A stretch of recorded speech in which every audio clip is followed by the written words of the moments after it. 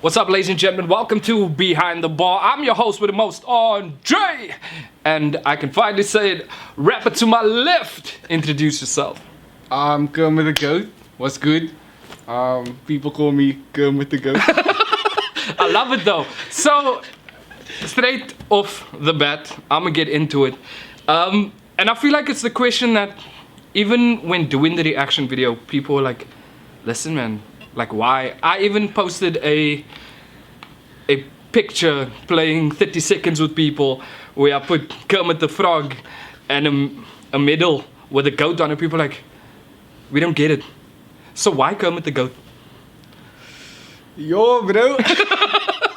I get asked this question like every time. It's a must. Firstly, it's a name that sticks. You must understand it.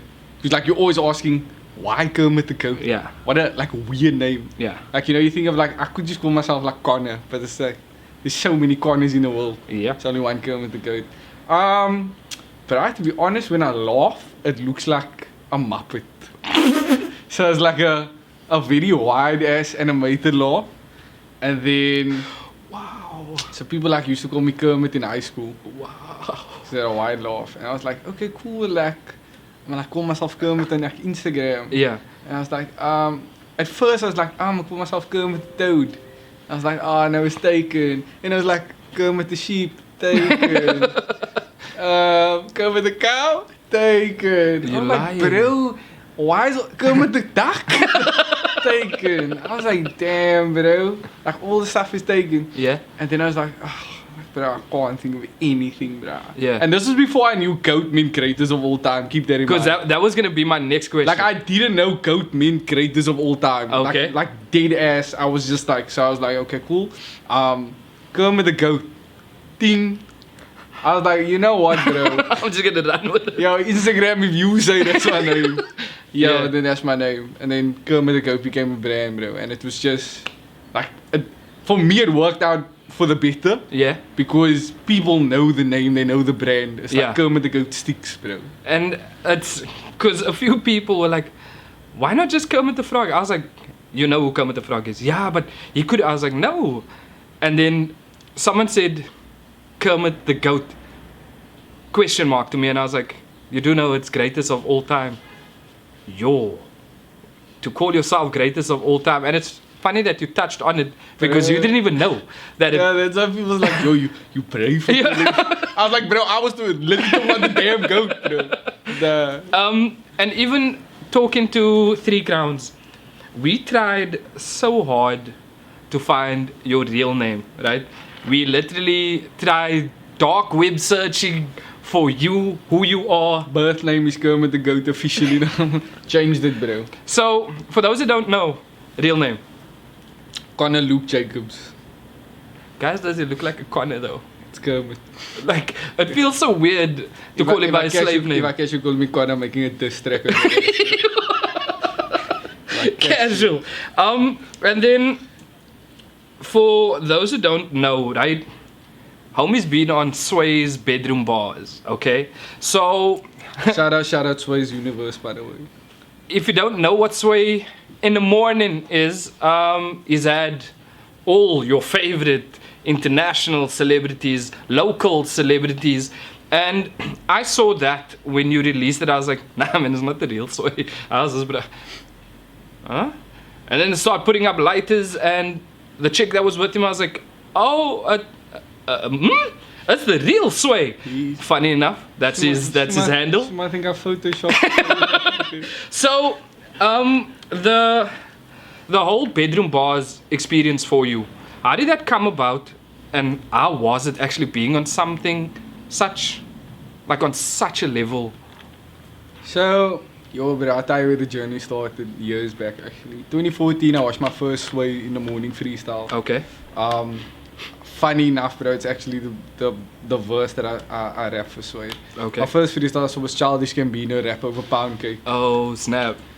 And that stuck with me, and I was like, you know, bro, one day I'm gonna tackle this beat. Not now, but one day I'm gonna tackle this beat when I'm in a different, like, stage as a rapper, as an artist, as a creative. And, bro, years later, Hannah actually went on Sway first. Oh, snap. Nah, lie, it wasn't, nah, she didn't. No one went, no, who went on Sway? Nyota Parker. Okay, yes. She went on Sway first. And Sway was like, oh, dope. So Nyota messaged me, she's like, yo, you should try and get on Sway. I was Okay. like, okay, cool. So I'm messaging, I probably watched like 3 of his lives. I'm like, yo, put South Africa Yeah, on, bro. Put yeah. South Africa on. Spam South Africa flag, bro. I just copied the message and then just started Pasting. paste in. So eventually, bro, now I'm lying in my lounge, speakers around me, MacBook out, instrumental. Yeah, ready just to in play. case. Bro, lying, my parents is sleeping, they're like messaging me like, bitch, you're not making it. I'm lying, I'm like, yo, mom, Sway in the morning, and like, I don't give a to it. I'm like, yo, colored mom things, bro. Exactly. So now I'm like, cool. Now it's just the real Sway requested you to be. Bro, now it's like, you were ready for it before. Like, you were ready for it. You were like, I'm gonna kill this. Yeah. Now the moment you see that request, do you accept? Bro, you start overthinking things. What if I press decline by accident, bro? And you have one job, bro. You just press accept. Press accept. So he's like, yo, what's good? Where you from? I'm like, yo, mad respect, mad love. Been a huge fan. He's like, okay, cool, but you got bars though. Ooh. But the first thing I did was laugh. It's like, dear boss. Like, that's how confident I was. I was Yo, like, okay. you don't even know, Yeah. bro. Anyways, rap my verse. Comment section is going wild. Like, Yeah. yo, this dude killed it. Yeah. And I did it over A Tale of Two Cities actually by J. Oh, Cole. snap, yeah. Did my verse, finished it. I'm like, yo, what you gonna say, bro? He's like, nah, that was fire. Like this, bro. Yeah. He's like, you got a nice flow. Good lyrics, keep going. Bro, I was laughing. He's talking about me. Yeah, look, yeah, I mean, There's no one else. he's talking about me. He's like, yo, I like really like digged it. He's like, anyways, take care, much love. Bro, I leave it and I thought, yo, that's it. Yeah. Easy, cool, bro. Bro, he fucking to this day follows me on Instagram. You're lying. Real Sway follows me on Instagram. I was like, oh shit, son. That was a flex right there. That was a flex. You yeah. don't know? I hope y'all heard that. Putting it out there. So I hope y'all let's. heard that. What? Oh, who's following your favorite artist? Yeah. Nah, joke. I'm just trying to start beef. You. Okay, so going into your freestyle, right? First and foremost, I turned into a fan immediately. Not that I wasn't a fan, okay? Because I've been hearing your freestyles like since way back. And this one got to me. Why? Because it's very real, authentic, and you're not rapping about stuff that you don't have, man. And it's very relatable. I like the fact that you touched on the emotional side of your rapping.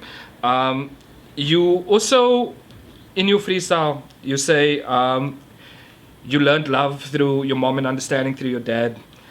I'm assuming the pillars of who But you are. I don't think in that whole freestyle, I think that's honestly the most realistic line that I put in there. Okay. Like that's because my mom and I, and my mom has such a deep love, and you know, like if anyone has a mom, you'll realize that a mother's love is Different. like, bro. You know, my mom can be angry at me and she'll come pick me up from somewhere. Like, I get like you. she'll be in a car like, fucking like this. But she came to pick me up. Yeah. You know? Actually wear this one chain. Yeah. And that just represents the woman in my life. Oh wow. Yeah. And the dad aspect of the My line? dad is a born again Christian. Okay. Very opposing ends religiously, and I touch on religion in some of my other freestyles as well. It's a constant battle for me. And my dad is like a very worldly person. Okay. Very understanding person. I get a lot of my deeper consciousness from him. And that's why I say you learn love through your mom. Mm-hmm. You know, that limitless love for someone. Yeah. But understanding through my dad, you know, compromise, understanding, hey, you're still a kid. Yeah. It's okay to make mistakes. So yeah. Then there was also what I liked is when you started speaking about your life and personal journey, and something that I could also relate to is you don't wish your life was easy, you just wish that it got better. I wish I got better. Yeah. Yeah. What do you mean by that? Because I feel like everybody's on a personal journey to get to that place where they can say, listen, I just wish that things were better for me. I think everyone's on a journey to get to the best version of themselves. Okay. 100%. But I think people don't realize that life is about balance. Mm-hmm. So to get to the best version of yourself, you can't just keep expecting highs, bro. You can't keep expecting a consecutive series of good events. Yeah. You know, like you need to balance out the highs with the lows. Yeah. So lows build character as much as success. Yeah. And in that bar, it's like you're always in like a bad space. You're like, yo, I wish it was easier. I wish the money would come in better. Ooh. I wish like a job would like open up somewhere. Yeah. Like I wish my employer, I wish my marks was better. Yeah. Something like that. And for me, it's like, yo, I'm focusing on the external environment instead of focusing on the internal environment. Like I'm putting my blame on other things when I could be working on myself. Yeah. So I wish I got better as an individual to handle the situations that I'm in instead of wishing the situations were better for me to handle. I get you. And there's a line that you say, I ain't with drugs the same. The only time you is when you giving blood to the game. Yeah, only time I got the needles when I'm giving blood to the game. That ball, I was like, yo. I was like, because in my head, when I listen to artists, I paint a picture. Yeah. And I literally took it as, when you're sitting as like the pictures of druggies and that kind of vibe, right? Injecting needles. For me, I just saw you, a hip hop blood vein, you injecting.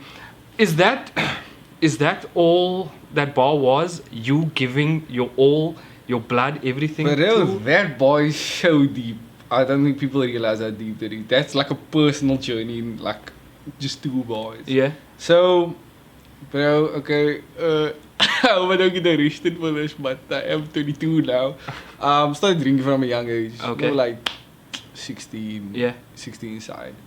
And like when you start so young, you build up a tolerance, you use so by the time you get out of high school, it's like, yo bro, I'm actually done with clubbing. Yeah. Like I don't smoke, it's repetitive. Yeah. And your tolerance goes up. You notice that alcohol doesn't hit you the same. Like weed doesn't hit you the same. Yeah. Because like a lot of people, they chase that first high they got. Yo, this is dope. And then it's like afterwards, it's like, oh no, it's just like smoking an inch, you know? Yeah. And that's why I said like I'm not like fucking with drugs the same. It's not resonating with me as much to go partying, to go out, to go get completely wrecked. Because like it's taking me away from this journey. It's a distraction. And I saw this one, it was actually from an anime. Yeah. And this guy was talking about obtaining strength. And he said whether it was like woman sex, like whatever, food, whatever it was, I would sacrifice it to get to where I need to be. That was hectic. Obviously, like I didn't take fully. I'm still a man, but like but that struck a nerve, and I was like, damn, bro, like a lot of the times you think like when the rappers flex things, cause like that, you think, wow, that's the end goal, and that's really just a distraction. It's an obstacle. Ooh. That's never the end goal, bro. What is your end goal? I think to redefine the culture, rap culture within Cape Town, within South Africa, redefine the industry for the better. Like you look at Jay-Z, he didn't just like be like, we got money and cause, I bet Islam. He was like, yo, can we uplift other artists now? Ooh. Can we start like businesses? Hey. Can we start supporting local black businesses outside of music? Hey. So for me it's like, bro, like how can we incorporate like rap into other aspects of business? I hear you. Color communities, black communities, etc. Then there was a bar, you want head, I want the top, the two of us ain't the same. Who are you talking about? I feel like, I mean, I also want some head, but no, because I feel like that bar you were talking about someone, like you were referencing someone personal that you were just nah, just casually? Nah, it's just, well, it's just like you said, like rappers talk about a lot of they don't have. Like women, Yeah. always one of them, bro. And you know rappers that don't have women, bro. Like the obvious. Like you look at the dude and you're like, no. No, you're lying. Like, yo, you lying. And that's why I say it's, you want head. Yeah. You want something that's a temporary happiness. Ooh. You want something that's there in a moment. You want something that's gonna give you a rush Okay. for 10 minutes, bro. And I want the top. Obviously, top is like same concept, but Yes. I want like the top, bro, because that shit's eternal. Like Yeah. I'm there for a long time, bro. Yeah. And that's also a reference to like different come ups, bro. Like get there, you come up 5 minutes, bro. Wee. You know? Quick bar. And then like you want the top, bro. It's like your come up is it's continuous, bro. Yeah, It yeah. doesn't end. So that's like that boy, yeah. Yo. Then the rap verse, you say artists ain't sharing my music. It seemed like you were addressing something Never. personal. No. Because your tone of voice. I love everyone. I feel like this man is lying. I'm gonna try and get it out of him. So I feel like your tone changed there because I was. I have so much love in those bars. Didn't you ask it? Artists never sharing my music. Your whole vibe and energy, like when I heard that, you can even ask like 3 Crowns. I was chilling. I was like, oh, I'm vibing with this music. You boy, yeah. And then you said that, and I was like, let me adjust myself. Let me hear him out. Yeah, who's he referring to? And I kind of understood it as, especially, and I always say this in almost every interview, that we are way too cliquey. We are way too in our our goodness, circles. bro. That you're too scared to try and give me a bone. I'm not saying meat. Give me a bone. Give me a network. yeah. Give me something. Is that what you were kind of relating it to? Yo, it's a lot of egos, a lot of pride in the industry, and just, you know, I don't think people, you never ready to like admit, yo, this dude might be a better lyricist. Yeah. This dude might flow better than me. And like a lot of times, I used to be like that when I first started rapping. Yeah. I wanted to do solo. Okay. You know, like I didn't wanna. Then you realize, bro, like I'm not a singer. I'm not a jazz singer. So it makes sense for me to get a jazz singer Yeah, to on the sing track. this part because she can sing better than me. You know, in the same way, you might be like, yo, this is a beat for this rapper that I know. Yeah. He will handle this beat better than me. And that bar, that whole sequence of bars was like, yo, bro, I won't mention names. I really won't. Respect the grind. Yeah. I won't mention names because I don't want beef. See, I told you I was talking about someone. When I reacted to it, I said it. whole industry will come off. But yeah, it's a matter of mutual support, and that's why this industry doesn't thrive. Yeah. Is because it's always one-sided support. Okay. So it's like, yo, I'll support people. I will try and uplift these artists. Yeah. You know, and I'm sure you might experience that with behind the bars. You know, you might be like, yo, like let's uplift these dudes, and then that energy isn't reciprocated. Yeah. You And know? that for me, especially, it kind of triggers me because I'm not doing this for my own social development. I actually believe in the artists that I interview, believe in the people putting in the work and putting in the craft, and I post questions all the time like, what artist do you want me to interview? What artist should I react to? Not because I want to. I want to see what people are talking about. Who's actually putting in the grind? Because someone can post Kermit the Goat once, and then below them they can post 6 of the same artist by different people. Then I know, okay, homie could be working harder than what Kermit the Goat is. So for me, I look at people that are grinding, man, and that's where I, in essence, try and draw all my content from. Then also just to close off, because I feel like you love the sound of your own voice. I do. He doesn't even deny it. So do 1,500 other people. Not joking, I'm joking. Yo, I'm not like this. I'm not like this. No. He's not very like chilled, this. guys. I'm not like this. So to close off, the end of the track, right? You say, I apologize in talking less because going the distance also means I'm growing distant. Then you say, you end off with such a profound line that I was like, yo, I hope that I'm forgiven. What is that about? Damn, bro. Lost so many friends during lockdown, bro. Like, not even just, like, you just lose communication with people, you know? Sometimes you're just on different paths. Yeah. Sometimes this career that you have consumes you. Okay. It consumes a lot of you at times. Yeah. Because it's something you want. It's your lifestyle. It's the way you live and breathe. Yeah. You know? And I always tell people creativity has a start, but it never has a finish. So, it's like, you always on creative mode. Yeah. I mean 3 o'clock writing music, okay, I'm gonna go sleep. Out the shower, I'll get out, write something, get back in the shower. And that forces you to grow distant. You just wanna be around music more than you do around people. Okay. So I talk to less friends. My circle is like super small.